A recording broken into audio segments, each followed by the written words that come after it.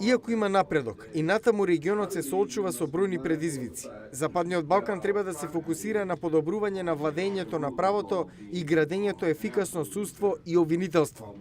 Ова е главен предизвик за целиот регион, изјави американскиот заменик помошник државен секретар за европски и евроазијски прашања Томас Кантримен. Осврнувајќи се на секоја земја поединечно, Кантримен ја истакна заложбата на Македонија за влез во НАТО и Европската унија, но и безрезервната поддршка што ја добива од САД во правец на целосно интегрирање. Македонија ги исполни речиси сите технички стандарди поставени од ЕУ, рече тој и потсети дека Европската комисија препорача почеток на преговори за членство. Сепак, решението за името и натаму е пречка за напредокот на Македонија. The ongoing name dispute with Greece needs to be resolved as soon as possible. Проблемот со името со Грција треба да се реши колку е можно побрзо. Охрабрени сме од билатералните средби на највисоко ниво.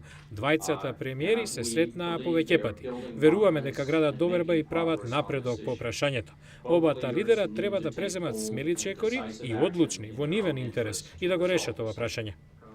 Кантримен даде бројка дека САД обезбедуваат по 250 милиони долари годишно за поддршка на регионот, но одговорноста за справувањето со предизвиците и напредокот паѓа на секоја земја одделно.